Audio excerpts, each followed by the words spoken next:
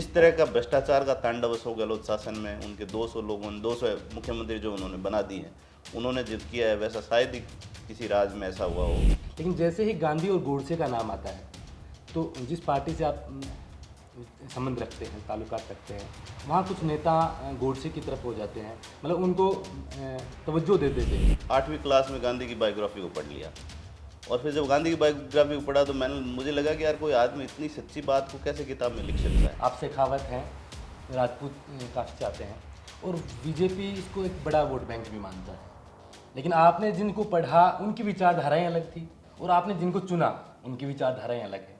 तो ऐसे ये समावेश। भारतीय जनता पार्टी की सदस्यता लेने से पहले पंचनिष्ठाओं की पालना की बात आती है, तो भारतीय जनता पार्टी पंचनिष्ठाओं में एक निष्ठा गांधीवादी समाजवाद की स्थापना है। बिल्कुल, आप जिस विधानसभा से तैयारी कर रहे हैं वहाँ तो ऑलरेडी बीजेपी की सीट है और इसे तो बड़ा कॉन्फिडेंशियल सीट माना जाता है बीजेपी के लिए। ये आसान सीट है। भाई साहब यहाँ 3 बार से लगातार विधायक भी रह चुके हैं और वर्तमान में विधायक भी हैं। कैसे देखते हैं इस दौरान कि आप यहाँ उनको बाईपास करके यहाँ पहुँच जाएंगे? मुझे उम्मीद है कि निश्चित रूप से पार्टी मुझे अवसर देगी। कभी कभी हमने देखा है कि आप पार्टी लाइन से हटकर भी कुछ बयानबाजी कर देते हैं, जैसे कि आपके साथ मुस्लिम वोट बैंक के लोग ज़्यादा हैं, उस समाज के लोग आपसे ज़्यादा सहमति रखते हैं और बीजेपी इनसे अक्सर दूर होती है, क्योंकि यूपी में तो नारा लगता है 80-20 का। नहीं, ये वर्तमान में बीजेपी की विधायक हैं, 4.5 साल का कार्यकाल हो गया, अंतिम वर्ष है कार्यकाल का, फिर चुनाव होने हैं। क्या देखते हैं कि आपकी जो उम्मीदें थीं, आप उनके प्रचार में गए थे, लोगों से वादे किए थे, वो कुछ काम हुए हैं या फिर कुछ अधूरे हैं अभी तक? दरअसल जैसा गांधी कहते हैं कि सच हमेशा अकेला खड़ा रहता है, कई बार ऐसे अवसर भी आए। मैं ये मानता हूँ कि इस इलाके में सबसे बड़ा संकट है इंफ्रास्ट्रक्चर डेवलपमेंट का, ढांचागत विकास इस इलाके की सबसे बड़ी ज़रूरत है। तो मेरा जो शहर है कंपेरेटिव दूसरे डिवीज़न संभागीय मुख्यालयों के, आप अजमेर को देखिए, आप जयपुर को देखिए, आप जोधपुर को देखिए, आप कोटा को देखिए, उनके मुकाबले मेरा जो संभाग है, मेरा शहर है, बहुत पिछड़ के रह गया है। निश्चित रूप से पुअर पॉलिटिकल लीडरशिप इसके जिम्मेदार है। 60-70 सालों में जो लोग भी जिन्होंने भी नेतृत्व किया, चाहे किसी भी दल के थे, वो इसके लिए जिम्मेदार हैं। नमस्कार, मैं अजय कुमार, आप देख रहे हैं बोल हिंदुस्तान। जैसे ही चुनावी साल आता है, नेताओं के बीच पार्टियों की सरगर्मियां तेज हो जाती हैं। कुछ नेता टिकटों के लिए अपने आलेकमान के पास जाते हैं, कुछ नेता विधानसभा क्षेत्रों में घूमते हैं, जनता के द्वार जाते हैं। और ऐसी ही कड़ी में आज हम पहुंचे हैं बीकानेर ईस्ट विधानसभा क्षेत्र में। यहाँ से काफ़ी समय से छात्र राजनीति से निकले और वहाँ से लगातार अपनी राजनीति की ओर आगे बढ़ाते हुए सुरेंद्र जी हमारे साथ हैं। सुरेंद्र जी शेखावत, आपका बोल हिंदुस्तान में सबसे पहले बहुत बहुत स्वागत है। नमस्कार अजय जी, आपका बहुत आभार, इस प्लेटफॉर्म पे आपने मुझे अपनी बात रखने का अवसर दिया। बिल्कुल, हम हमारे प्लेटफॉर्म पे ये चाहते थे कि कुछ ऐसे नेताओं से हम बात करें और वो बुनियादी बातें करें जो नेता विधानसभा और लोकसभा में पहुंचने के बाद अक्सर भूल जाया करते हैं। उनमें से एक नाम हमने आपका चुना। काफ़ी समय से आप छात्र राजनीति से मुख्य धारा की राजनीति में आए हैं। सबसे पहले सफ़र की शुरुआत की बात करें, राजनीति को आपने कैसे चुना? क्या ऐसा हुआ छात्र जीवन के दौरान आपका कि आपने राजनीति को चुना? देखिए, स्टूडेंट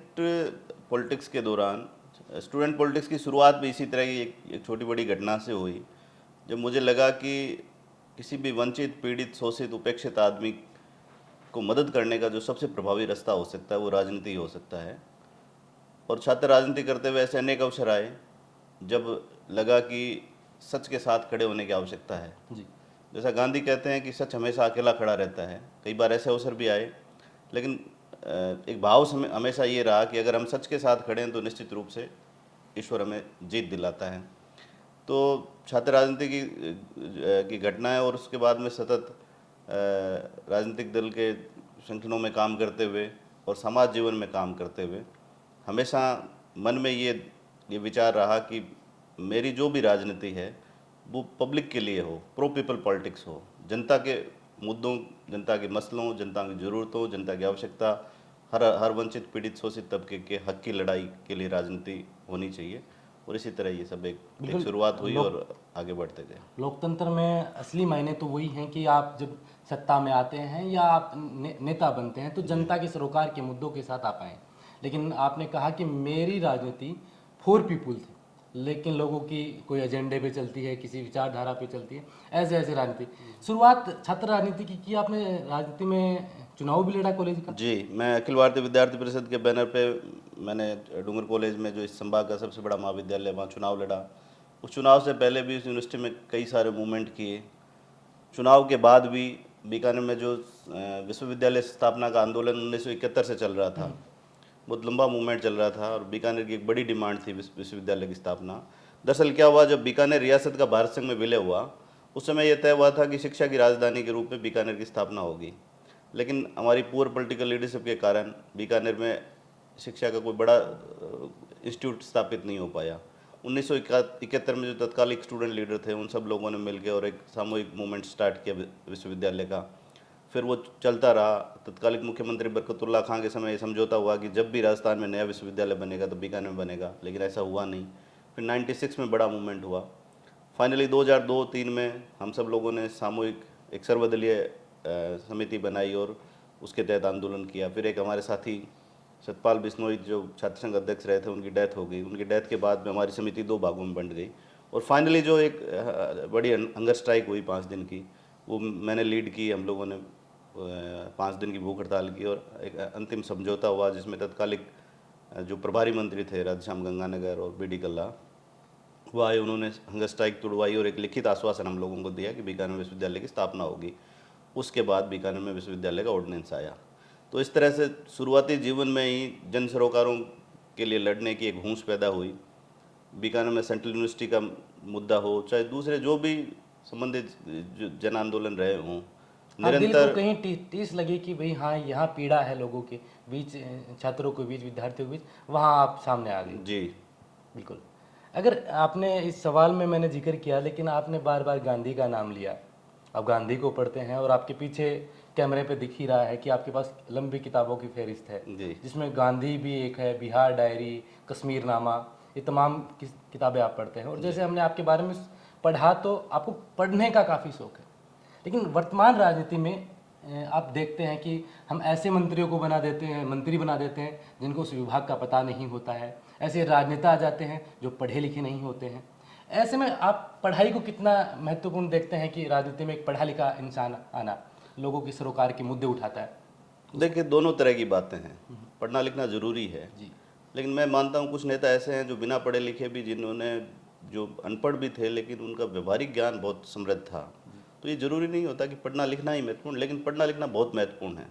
जैसे हम पूर्व उप प्रधानमंत्री चौधरी देवीलाल की बात करें, वो बहुत कम पढ़े लिखे थे लेकिन उनका अनुभव बहुत बड़ा था।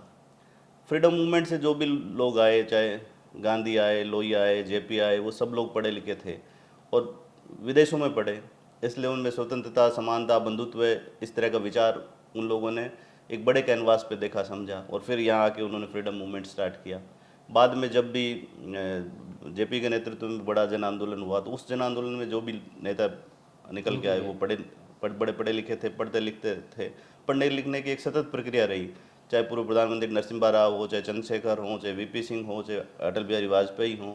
वह एक समृद्ध परंपरा रही है हमारे देश में पढ़े लिखे नेताओं की।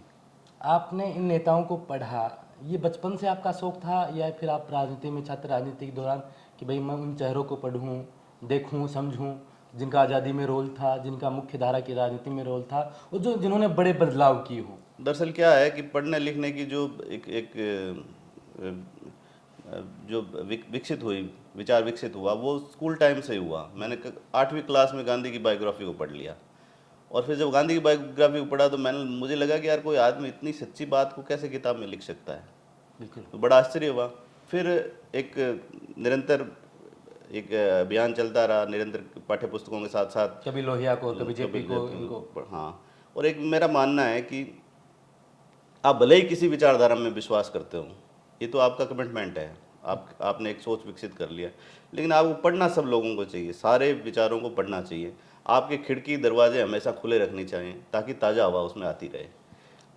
राजनीति का वैसे तो मैं इसे दुर्भाग्य कहूँगा कि जातियों के आधार पर पॉलिटिक्स होती है।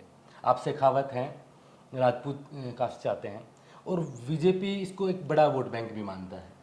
लेकिन आपने जिनको पढ़ा उनकी विचारधाराएं अलग थी और आपने जिनको चुना उनकी विचारधाराएं अलग हैं। तो ऐसे ये समावेश नहीं, कोई ऐसी कंट्राडिक्टरी नहीं है।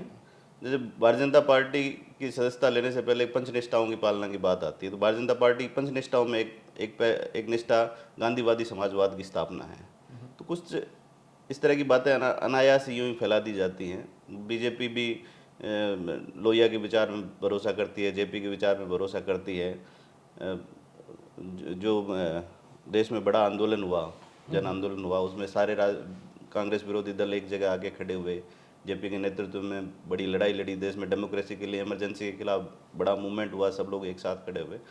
आप किसी भी विचारधारा की बात करें, जब पंडित दीनदयाल उपाध्याय भी उसी ग्राम स्वराज की बात करते हैं जो गांधी कहते हैं। कुल मिला के इस देश का जो विचार है, भारत का जो विचार है, हमारी जो प्राचीन समृद्ध परंपरा रही है दर्शन की, साहित्य की, इस देश की, तो वो उस विचार पे आके सब लोग एक मत होते हैं। तो मेरा मानना है कि सब में जो भी अच्छाइयाँ हैं वो हर आदमी को स्वीकार करनी चाहिए, कोशिश करनी चाहिए। हर आदमी की कैपेसिटी तो नहीं होती। मैं मान लो मैं ये बात कहूँ कि मैंने पढ़ लिखने से उनकी सबकी अच्छाइयाँ ले ली, तो ऐसा संभव नहीं है। लेकिन प्रयास राजनीतिक कार्यकर्ता के नाते ये हमेशा रहना चाहिए कि मैं सभी विचारों को पढूं और उनमें जो भी अच्छाई है उनको सीखूं, अपने जीवन में उतारूं। बिल्कुल, आपने गांधी का जिक्र किया और गांधी के बारे में विस्तार से आपने बताया भी, आपने इतनी गहनता से उनको पढ़ा है और विचारों को उतारने का भी प्रयास कर रहे हैं। लेकिन जैसे ही गांधी और गोडसे का नाम आता है, तो जिस पार्टी से आप संबंध रखते हैं, ताल्लुकात रखते हैं, वहाँ कुछ नेता गोडसे की तरफ हो जाते हैं, मतलब उनको तवज्जो देते थे। ऐसा नहीं है। ऐसे में आप कैसे मानते हैं? ऐसा जैसे ऐसा साद वो थे, एक मंत्री थे, उन्होंने एक बयान दिया था। कोई आदमी निजी रूप से कोई कुछ भी बात कहे, वो निजी विचार, उसका ये पार्टी को कहीं ना कहीं आइडियोलॉजी का विचार नहीं कहा जा सकता। आप देखिए, गांधी के निधन के बाद तत्कालिक सरसंघ चालक थे पूज्य गुरु गोलवलकर जी, उन्होंने एक आलेख लिखा गांधी की श्रद्धांजलि देते हुए।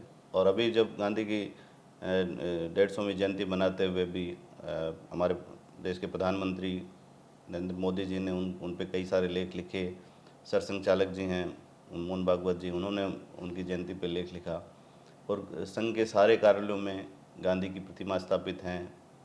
हर कार्यक्रमों में गांधी को सम्मान दिया जाता है।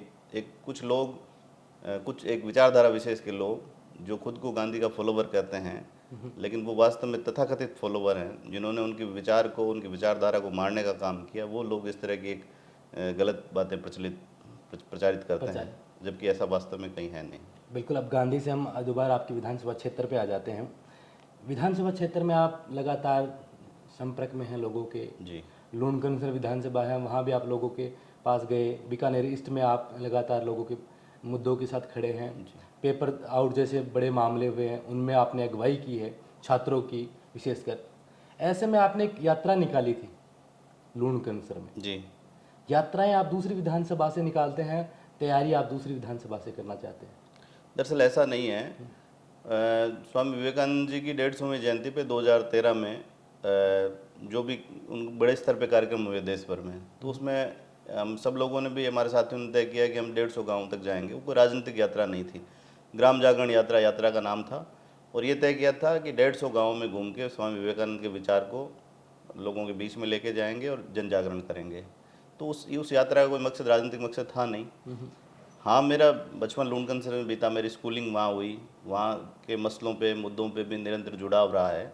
लेकिन चूंकि जब मैं 1998 में बीकानेर आ गया, छात्र राजनीति यहीं करी, तब से लेके इसी क्षेत्र में रह रहा हूँ, यहीं काम कर रहा हूँ, तो निश्चित रूप से ये मेरा क्षेत्र है और यहीं काम कर रहा हूँ। तो एक राजनीतिक कार्यकर्ता के रूप में जिस तरह की महत्वाकांक्षा होती है, उस तरह की स्वाभाविक महत्वाकांक्षा है इस क्षेत्र का नेतृत्व करने की रही है। और लोगों का जुड़ाव, लोगों के मसले मुद्दे, उन पे काम करते हुए साथ के साथियों का भी ये मानस है कि इस क्षेत्र के प्रतिनिधित्व का अवसर हम लोगों को मिलना चाहिए। बिल्कुल। आप जिस विधानसभा से तैयारी कर रहे हैं, वहाँ तो ऑलरेडी बीजेपी की सीट है और इसे तो बड़ा कॉन्फिडेंशियल सीट माना जाता है बीजेपी के लिए कि आसान सीट है। भाई साहब यहाँ 3 बार से लगातार विधायक भी रह चुके हैं और वर्तमान में विधायक भी हैं। कैसे देखते हैं इस दौरान कि आप यहाँ उनको बाईपास करके यहाँ पहुँच जाएंगे? बाईपास का कोई इश्यू नहीं है। भारतीय जनता पार्टी अपने कार्यकर्ताओं को समय समय पर अवसर देती है और जिस राजनीतिक कार्यकर्ता का जहाँ उपयोग किया जाना चाहिए उसका वहाँ निरंतर उपयोग करती है। मुझे लगता है कि अगर मेरे काम पे, मेरी कार्यशैली पे भारतीय जनता पार्टी अगर भरोसा करेगी तो निश्चित रूप से मुझे अवसर देगी। और भारतीय जनता पार्टी ने ऐसे अनेक उदाहरण रहे हैं जब कार्यकर्ता को, ज़मीनी स्तर पे काम करने वाले को, जन सरोकारों से जुड़े लोगों को पार्टी ने अवसर दिया है। तो मुझे उम्मीद है कि निश्चित रूप से पार्टी मुझे अवसर देगी। अभी आप देखें तो हाल ही में बीजेपी ने अपने प्रदेश अध्यक्ष का बदलाव किया है। पहले सतीश पूनिया थे, अब जोशी जी आ गए हैं। जी, ऐसे चुनावी साल में इस बदलाव को आप कैसे देखते हैं कि राजनीतिक रूप से ये राजस्थान की राजनीति में इस बदलाव का क्या मायने रहेंगे? देखिए भारतीय जनता पार्टी, और जिसके बाद आपके सहयोगी राजेंद्र राठौड़ हैं, उनका कद भी बढ़ा है नेता प्रतिपक्ष से। देखिए भारतीय जनता पार्टी प्रदेश के तमाम नेता मेरे लिए आदरणीय हैं। वो चाहे सीपी जोशी हैं, चाहे सतीश पूनिया हैं, चाहे राजेंद्र राठौड़ हैं, चाहे वसुंधरा सिंधिया हैं, चाहे अर्जुन मेघवाल हैं, जो भी तमाम नेता जो प्रदेश स्तर के हैं वो सब सम्माननीय हैं। और जिस तरह का बदलाव हुआ है, आप देखिए कि बीजेपी एक हमेशा नई जनरेशन को आगे लाने का काम करती है। एक निश्चित समय पे जनरेशन चेंज करने का 47 ईयर के उम्र के हमारे नए प्रदेशाध्यक्ष बने। तो आप उम्मीद कीजिए निश्चित रूप से नए लोगों को अवसर देने की योजना पार्टी ने तय की है। आप चाहे गुजरात चुनाव का उदाहरण देखिए, चाहे हमारे लोकसभा चुनाव का भी उदाहरण देखिए, भारतीय जनता पार्टी हमेशा सेकंड लाइन को, थर्ड लाइन को निरंतर प्रमोट करती है, काम करने का मौका देती है। सीनियर लीडर्स की जहाँ आवश्यकता होती है उनका वहाँ उपयोग करती है, और जहाँ जहाँ जनरेशन शिफ्ट करने की आवश्यकता होती है वहाँ जनरेशन शिफ्ट करती है। तो एक समय के अनुसार नई लीडरशिप को डेवलप करने का काम भारतीय जनता पार्टी करती है। सीपी जोशी जी के साथ हमने युवा मोर्चा में काम किया। एक टीम में हम एक साथ प्रदेश उपाध्यक्ष रहे, फिर जब वो अध्यक्ष थे तो उनके साथ हमने काम किया। उनकी कार्यशैली भी देखी है, वो भी कार्यकर्ताओं के साथ, पब्लिक के साथ बहुत जी तोड़ मेहनत करते हैं, खूब मेहनती कार्यकर्ता हैं। चित्तौड़ के सांसद के रूप में उन्होंने अपनी अमिट छाप छोड़ी है। तो निश्चित रूप से जो एक नई टीम भारतीय जनता पार्टी ने तैयार की है। राजेंद्र राठौड़ जी को हम सब जानते हैं कि वो स्वाभाविक रूप से नेता प्रतिपक्ष के दावेदार थे। ठीक है। और जिस तरह से उन्होंने 1980 से लगातार सड़क से लेकर हाउस तक अपनी प्रेजेंस दिखाई है, विधानसभा को चाहे सत्ता में और चाहे विपक्ष में वो हमेशा लीड करते रहे हैं। तो एक नेचुरल लीडर थे स्वाभाविक रूप से, और हमने बहुत कुछ सीखा है। हम उनमें भैरों सिंह शेखावत का अंश देखते हैं उनकी कार्यशैली में। बिल्कुल, अब भैरव सिंह शेखावत का आपने नाम लिया, शायद आप मेरी नज़र से पहले हैं कि जिन्होंने उनके लिए एक प्रोग्राम किया था 100वीं जन्मदिन के ऊपर राजस्थान में, क्योंकि इतने बड़े नेता होने के बावजूद भाजपा उनको लगभग भूल सी गई थी, और उनको ये लोगों के बीच में लाने का प्रयास आप कर रहा था। मैं क्या आपकी था वो इस किस्सा? बात से असहमत हूँ कि भाजपा उनको भूल गई। भाजपा अपने जो नींव की ईंट है उनको कभी भूलती नहीं है। हाँ, लेकिन ये तय है कि भैरव सिंह जी की जन्म शताब्दी शुरू हुई तो उसका जो पहला कार्यक्रम था 23 अक्टूबर को, उनकी जन्म शताब्दी के अवसर पर, त्यौहार का दिन था, फिर भी हमने एक बड़े स्तर का आयोजन बीकानेर में किया। आपने आपके स्तर पे किया था या पार्टी के स्तर पे वो? नहीं, आयोजन तो मेरे स्तर पे ही था, पार्टी के सब लोगों ने मदद की, और हमने इसको एक गैर राजनीतिक कार्यक्रम के रूप में रखा कि भैरव सिंह अब किसी एक पार्टी के वो नहीं है। बिल्कुल। तो सब लोगों को बुलाया, सारे राजनीतिक दलों के लोग आए, शहर के सारे प्रबुद्ध लोग आए, और जितनी जो ऑडिटोरियम में हमारी सीटें थी उससे डबल लोग आ गए, तो बाहर भी हमें बैठने की व्यवस्था करनी पड़ी। तो वो बड़े बड़े आदमी हैं भैरव सिंह जी, और राजस्थान का हर आदमी, हर राजनीतिक कार्यकर्ता, सामाजिक कार्यकर्ता उनको श्रद्धांजलि देना चाहता ही है। तो इस नाते पहला कार्यक्रम हमने किया। लेकिन आप भारतीय जनता पार्टी ने भी उनके जन्म शताब्दी कार्यक्रम के लिए पूरे राजस्थान में कार्यक्रम तय किए हैं। अभी उनके जन्म स्थान खाचरियावास में उनकी पुण्यतिथि पे बड़ा आयोजन हुआ, गडकरी जी उसमें मुख्य अतिथि रहे, और भी कार्यक्रम तय किए हैं। तो पार्टी की तरफ से भी जो समिति बनी है उसमें भी मुझे उसके जिम्मेदारी बाद लगातार कार्यक्रम आगे बढ़ते हो रहे। रहा है। अब राजनीति में आइडियल किसे मानते हैं? देखिए, किसी एक आदमी को आइडियल माना जाना तो असंभव सी बात है, लेकिन जिनसे हम सीखते हैं, जैसे व्यवहारिक राजनीति में, जैसे मैंने अटल जी को और भैरव सिंह जी को देखा, हमने अपने आंखों से उनकी कार्यशैली को देखा, तो मुझे लगता है कि व्यवहारिक राजनीति में इन दोनों की कोई कार्यशैली है। किस्सा बता सकते हैं आप उनका कि भाई ये किस्सा मुझे छू गया था कि ऐसा उन्होंने किया, अटल जी ने ऐसा, या ऐसी बहुत सारी घटनाएं हैं। जैसे मैं भैरव सिंह जी के बारे में बताऊं तो 2003 में 2002 की घटना रही होगी। उपराष्ट्रपति थे जब भैरव सिंह जी, और मेरा उनसे कोई परिचय नहीं था। मेरे एक दोस्त हैं, उनके मामा शहीद हुए थे, तो उनके नाना ये चाहते थे कि उनकी मूर्ति का अनावरण का कार्यक्रम भैरव सिंह जी के हाथों से हो। तो कॉलेज में पढ़ते थे और हमें लगा कि हाँ हम जाएंगे तो भैरव सिंह जी आने के लिए मना नहीं करेंगे। बचपना ही था तो उम्र क्या सीधे थी आपकी? मैं सेकेंड ईयर में था। ठीक है। नहीं, मेरी बी हो गई थी यहाँ। तो हम यहाँ से हमने एक गाड़ी किराए की और दिल्ली चले गए। दिल्ली उपराष्ट्रपति भवन में जाके गेट पे हमने मैसेज कराया कि हम लोग बीकानेर से आए हैं और उपराष्ट्रपति महोदय से मिलना है। तो अंदर से थोड़ी देर बाद में समाचार आया, हमें अंदर बुला लिया गया। कोई ज़्यादा उस समय इस तरह की सिक्योरिटी थी प्रोटोकॉल नहीं, ज़्यादा नहीं। प्रोटोकॉल था नहीं। ओपी अरस जी तो जो उस समय बैरन सिंह जी का काम देखते थे वो बीकानेर के ही थे। वो मिले, उन्होंने हमें हमारी रुकने की व्यवस्था कराई। हमें कहा आप नहाना धोना कर लीजिए, नाश्ता कराया और फिर बैरन सिंह जी से मुलाकात हो गई बिना किसी ताम झाम के, बिना कोई प्रोटोकॉल सिक्योरिटी कुछ। और बहुत सहज भाव से बैरन सिंह जी ने लगभग 20 मिनट तक हमसे बात की, चाय पिलाई और जो शहीद के पिता थे उनको सम्मान दिया। जो वहाँ के जहाँ मूर्ति लगनी थी कलेक्टर से बात की, कलेक्टर को निर्देश दिए कि इनकी मूर्ति की सारी व्यवस्थाएं कराओ। हालांकि बैरन सिंह जी की विदेश यात्रा थी, वो कार्यक्रम में आ नहीं पाए, लेकिन उन्होंने टेलीफोन पे सारी व्यवस्थाएं करा दी। तो इतना बड़ा आदमी अब आज देखते हैं कि आज चीफ मिनिस्टर से मिलना भी बड़ा मुश्किल काम हो गया है। मतलब उस समय तो हमारा स्तर कुछ नहीं था, आज तो लंबे टाइम से पार्टी में काम कर रहे हैं, पदाधिकारी हैं, उसके बावजूद भी बड़े नेताओं से मिलना बहुत मुश्किल काम है। उस समय भी वो इतने सहज और सरल थे, देश की सर्वोच्च पद पे आसीन थे। तो उनकी जो सहजता, सरलता, लोगों से मिलने की उनकी जो थी उत्कंठा थी, और आम आदमी की पीड़ा में, दुख तकलीफ में जिस तरह से शरीक होते हैं। बीकानेर के तो बहुत सारे किस्से हैं उनके बारे में। यहाँ जो महबूब अली थे, मंत्री थे, वो उनको पता लगा कि स्टेशन पे खाना खाते हैं, तो अपनी पत्नी को कहा कि महबूब अली जब भी जयपुर रहेगा घर पे खाना खाएगा। तो इस तरह के किस्से उपराष्ट्रपति रहते हुए कितने ही सारे राजनीतिक कार्यकर्ता होंगे, चाहे वो कांग्रेस के थे, कम्युनिस्ट पार्टी के थे, उनका इलाज बैरन सिंह जी ने एम्स में कराया। तो बहुत सहज और सरल भाव के लोग थे। आज तो ऐसे लोगों की कमी खलती है। बिल्कुल, इन दोनों लोगों को आप आइडियल मानकर राजनीति में लगातार कोशिश कर रहे हैं। इनको व्यवहारिक राजनीति में देखा है, बाकी गांधी को पढ़ा है, पंडित दीनदयाल उपाध्याय हैं, उनको मैंने पढ़ा, उनको मैं अपना आदर्श मानता हूँ, जेपी को मानता हूँ, लोहिया को मानता हूँ। इन लोगों से सीखने का अवसर उनके माध्यम से मिला। कभी कभी हमने देखा है कि आप पार्टी लाइन से हटकर भी कुछ बयानबाजी कर देते हैं, जैसे कि आपके साथ मुस्लिम वोट बैंक के लोग ज़्यादा हैं, उस समाज के लोग आपसे ज़्यादा सहमति रखते हैं, और बीजेपी इनसे अक्सर दूर होती है, क्योंकि यूपी में तो नारा लगता है 80-20 का।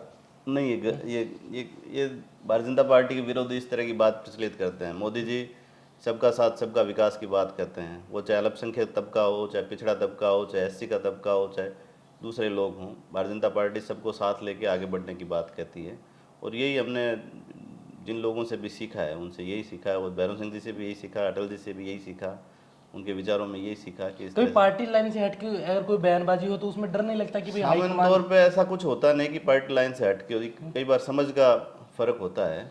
और भारतीय जनता पार्टी अपने इतनी डेमोक्रेसी भारतीय जनता पार्टी में है कि कार्यकर्ताओं के लिए जायज़ बात, सही बात कहने की छूट भारतीय जनता पार्टी एक ऐसा दल है जो देता है। तो मुझे तो ऐसा लगा नहीं कि मैं कोई पार्टी लाइन से हट के बात की है। बिल्कुल। वर्तमान में बीजेपी की विधायक हैं, 4.5 साल का कार्यकाल हो गया, अंतिम वर्ष है कार्यकाल का, इस फिर चुनाव होने हैं।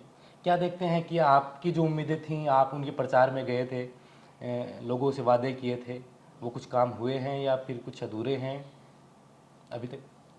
दरअसल कामों का आंकड़ा अगर देखा जाए तो आप कितने? मुझे ये लगता है कि उनकी रुचि विधायी काम में है नहीं। जैसे हाउस में उनकी प्रेजेंस होती नहीं, वो हाउस में जाती नहीं, और जनता से उनके अक्सर खबरें आती हैं वो ज़्यादा नेताओं से, लोगों से मिलती नहीं है, मतलब राजघराने से हैं, दूरियां रखती हैं। दूरियां रखती हैं, उनके कुछ निजी व्यस्तताएं रहती होंगी, कुछ खुद के काम रहते होंगे, जिस कारण लोगों से मिलना जुलना उनका निश्चित रूप से कम है। लेकिन मैं इस पे कोई टिक्का टिप्पणी करने की बजाय मैं तो ये अपनी बात कहना चाहूँगा कि पार्टी को इस पे विचार करना चाहिए कि किस आदमी का उपयोग कहाँ किया जाना चाहिए। लगता है पार्टी को कि उनका उपयोग विधानसभा में किया जाना चाहिए, तो निश्चित रूप से पार्टी करेगी, हम पार्टी के साथ ही रहेंगे उसमें। और पार्टी को लगता है कि किसी नए आदमी को मौका देना चाहिए, तो ये सब निर्णय पार्टी के हाथ में, पार्टी नेतृत्व। अगर आपको मौका दिया जाए, अब की बार लगातार आप प्रयास भी कर रहे हैं, लगातार आपने बड़े बड़े आंदोलन भी किए हैं छात्र जीवन से लेकर मुख्य धारा की राजनीति में, तो अब जो बीकानेर विकास को तरसता रहा है लगातार कई वर्षों से, राजनीतिक लोगों की यहाँ ज़्यादा वो नहीं रहा इन्वॉल्वमेंट।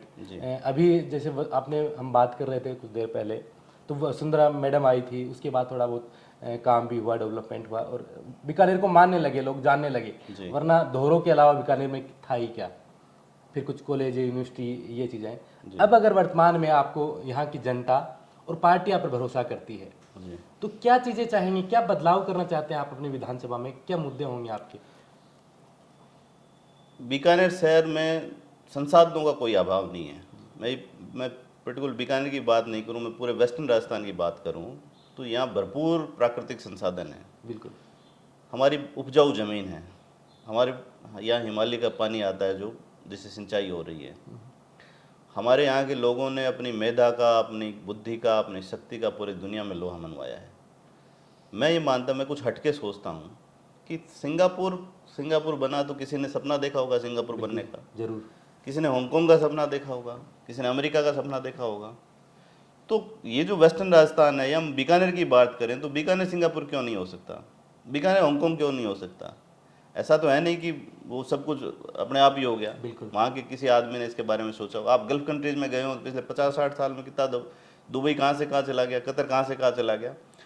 तो भरपूर प्राकृतिक संसाधन, उपजाऊ जमीन, जमीन के लिए सिंचाई के लिए पानी की उपलब्धता, लोगों की क्षमता, उनकी बुद्धि, उनकी मेधा, तो ये सब चीज़ें मिला के इस इलाके को एक समृद्ध इलाका क्यों नहीं बना सकते। तो मैं ये मानता हूँ कि इस इलाके में सबसे बड़ा संकट है इंफ्रास्ट्रक्चर डेवलपमेंट का, ढांचागत विकास इस इलाके की सबसे बड़ी ज़रूरत है। तो मेरा जो शहर है कंपेरेटिव दूसरे डिवीज़न संभागीय मुख्यालयों के, आप अजमेर को देखिए, आप जयपुर को देखिए, आप जोधपुर को देखिए, आप कोटा को देखिए, उनके मुकाबले मेरा जो संभाग है, मेरा शहर है, बहुत पिछड़ के रह गया है। निश्चित रूप से पुअर पॉलिटिकल लीडरशिप इसके जिम्मेदार है। 60-70 सालों में जो लोग भी, जिन्होंने भी नेतृत्व किया, चाहे वो किसी भी दल के थे, वो इसके लिए जिम्मेदार हैं। आप देखिए कोटा में 5,000 करोड़ का काम हुआ है पिछले 4 साल में, बीकानेर में 500 करोड़ का काम भी नहीं हुआ। क्यों नहीं हुआ? ये हमारी लीडरशिप की कमजोरी रही, हमारी भी कमजोरी रही। जागरूक नागरिकों के नाते जिस तरह की जिम्मेदारी बीकानेर के लोगों की बनती थी, वो जिम्मेदारी भी लोगों ने नहीं निभाई। तो निश्चित रूप से मैं ये मानता हूँ कि इस शहर में ढांचागत विकास होना चाहिए। फिर एम्प्लॉयमेंट के लिए कोई बड़ी चीज़ नहीं है इस शहर में। हाँ, तो बड़ा रोजगार का सृजन हो, बड़े स्तर पर इस इलाके के लोगों को रोजगार की व्यवस्था हो, इस तरह का कोई ना कोई इंस्टीट्यूट, इंफ्रा यहाँ डेवलप होना चाहिए। और तीसरी बड़ी बात कि एक विजनरी लीडरशिप, एक विजनरी सोच के साथ वो तमाम लोग जो बीकानेर के हैं और दुनिया के समृद्ध इलाकों में रहते हैं, यूरोप में रहते हैं, अमेरिका में रहते हैं, बड़े स्तर के व्यापारी हैं, कुछ आईटी एक्सपर्ट्स हैं, अलग अलग क्षेत्रों में काम कर रहे हैं, उन सब लोगों की बुद्धि का, उनकी योजनाओं का, उनके विजन का भी इस इलाके के विकास में उनका योगदान होना चाहिए। उनको बुलाया जाना चाहिए, उनसे बातचीत की जानी चाहिए कि इस यहाँ कैसे विकास किया जाए, और उन सब लोगों का भी उपयोग होना चाहिए। निश्चित रूप से हर आदमी अपनी मिट्टी से जुड़ना चाहता है, तो मेरा मानना है कि उन तमाम लोगों के साथ बातचीत करके इस शहर के विकास के लिए नए कीर्तिमान स्थापित किए जा सकते हैं। तो इन सारी चीज़ों के नाते मैं ये मानता हूँ कि बीकानेर ही नहीं, पूरा पश्चिमी राजस्थान जो प्राकृतिक संसाधनों से भरपूर है, और इस क्षेत्र के विकास के नए पैमाने लिखे जाने चाहिए। जिस तरह दुनिया के विकसित शहरों की योजनाएं बनी है, उस तरह की विकसित शहर की योजनाएं इस इलाके में भी बनाई जा सकती है। बिल्कुल। वर्तमान में अगर देखें तो कांग्रेस की सरकार और अशोक गहलोत एक कैंपेन चला रखा है महंगाई राहत के। जी। कैसे देखते हैं कि वो बार बार कह रहे हैं कि बीजेपी तो सपना लेना छोड़ दे, क्योंकि रिपीट कांग्रेस का उनका सपना पूरा होने वाला है, क्योंकि वो लोगों को देख रहे हैं, मिल रहे हैं। अभी उन्होंने एक रात को घोषणा की थी मोदी जी की तरह कि बिजली 100 यूनिट फ्री हो जाएंगे ऐसे। तो उनको आप कैसे देखते हैं कि उनके इन योजनाओं का कितना फर्क पड़ेगा? देखिए, 5 साल में अशोक गहलोत जी की सरकार को इस राज्य की जनता ने अच्छे से परख लिया है। जिस तरह से उनके राज में पेपर लीक हुए, नौजवानों के सपनों की हत्याएं हुई, जिस तरह से गैंगस्टर्स इस राजस्थान में, जिस तरह से लॉ एंड ऑर्डर की स्थिति खराब हुई है, अपराधियों के हौसले बुलंद हो गए हैं, जिस तरह की सांप्रदायिक तनाव की घटनाएं प्रदेश में हुई है, जिस तरह के वादे करके वो शासन में आए। उनके नेता राहुल गांधी जी ने कहा कि हम 10 दिन में किसानों का कर्ज माफ़ करेंगे और हर बेरोजगार को बेरोजगारी भत्ता देंगे। दोनों सपने दिखा के राजस्थान की जनता के साथ ठगी करते हुए वोट ले लिए, और उनका कोई वादा पूरा नहीं हुआ। और फिर जिस तरह के उनके राज में लॉ एंड ऑर्डर की स्थिति बिगड़ी, पेपर लीक की घटनाएं हुई, अपराधियों के हौसले बुलंद हुए।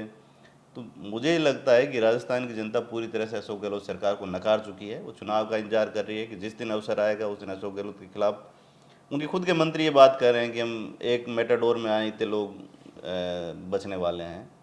खुद के मंत्री उनके सरकार भ्रष्टाचार के आरोप लगा रहे हैं। उनके एमएलए एक भरत सिंह जी कुंदनपुर हर 7 दिन से भ्रष्टाचार के खिलाफ चिट्ठी लिखते हैं। तो मुझे लगता नहीं इससे लुंज पुंज सरकार कोई होगी।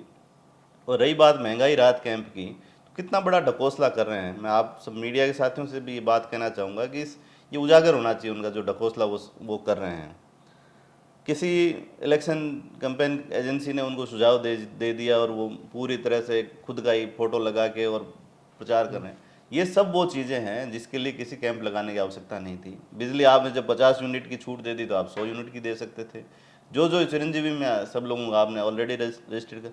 तो जितनी भी योजनाएं इस महंगाई राहत कैंप के नाम से ये सब जिसका रजिस्ट्रेशन ये कर रहे हैं, उसके लिए किसी कैंप की आवश्यकता नहीं थी। आप देखिए इस गर्मी के मौसम में पीने को पानी नहीं है और सैकड़ों लोग लाइनों में खड़े रह के रजिस्ट्रेशन कराने के लिए मजबूर होते हैं। मतलब आप गरीब आदमी को उसको दिहाड़ी से ख़त्म कर रहे हो, उसको धूप में खड़ा रख रहे हो और फिर वो जाके उसका रजिस्ट्रेशन करा के और एक बिल्कुल पूरे तरह से एक प्रोपेगेंडा आप कर रहे हो। इसके लिए आपको किसी कैंप की, किसी शिविर की, किसी रजिस्ट्रेशन की आवश्यकता नहीं थी। अगर आप लोगों को वास्तव में राहत देना चाहते थे तो ये बिना इस शिविर के भी दी जा सकती थी। मुख्यमंत्री जी पूरा प्रचार के लिए सारा प्रोपेगेंडा उन्होंने अपनाया और मुझे लगता है कि ये सोच रहे हैं कि इससे हम माहौल हमारे पक्ष में बना है। लोग उनसे इतने दुखी हैं, उनकी सरकार से इतने दुखी हैं, उनके एमएलएज के भ्रष्टाचार से लोग तंग आ चुके हैं।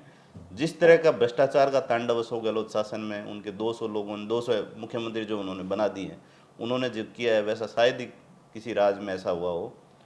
तो अब चुनाव का इंतजार कर रहे हैं, अखाड़ फेंकने का निश्चय कर चुकी है। बिल्कुल, आपने हम बोल हिंदुस्तान को समय दिया, उसके लिए आपका बहुत बहुत धन्यवाद। और आपने जैसे ही किताबों का जिक्र किया तो हमारे जहन में ये आई कि आप जैसे छात्र राजनीति से मुख्य धारा की राजनीति में आए, तो आने वाले लोगों को, आने वाले जो यूथ है जो पॉलिटिक्स में आना चाहती हैं, जी। उनको आप बोल हिंदुस्तान के माध्यम से क्या संदेश देना चाहते हैं? जो भी राजनीतिक कार्यकर्ता के रूप में जो लोग अपना भविष्य करियर देखते देख रहे हैं, भविष्य देख रहे हैं, उनके लिए मेरा यही कहना है कि जनता के मसलों पर, जनता के मुद्दों पर, जन सरोकारों के मुद्दों पर आप लड़ाई लड़िए। समाज के बीच में लोगों के बीच जाइए, गरीब का दर्द दूर करने की कोशिश कीजिए। हर वंचित, पीड़ित, शोषित, उपेक्षित आदमी के लिए उसके हक की लड़ाई लड़िए। निश्चित रूप से जो भी राजनीतिक कार्यकर्ता इस काम को ईमानदारी से करेगा, उसको निश्चित रूप से उचित अवसर मिलेंगे जिसका वो हकदार है। बिल्कुल, आपका बहुत बहुत शुक्रिया, आपने बोल हिंदुस्तान को समय दिया और उम्मीद करते हैं जो विजन आप लेकर जनता के बीच जा रहे हैं, पार्टी हाईकमान उनको ध्यान में रखते हुए आपको एक बार ये मौका अवश्य दें। धन्यवाद।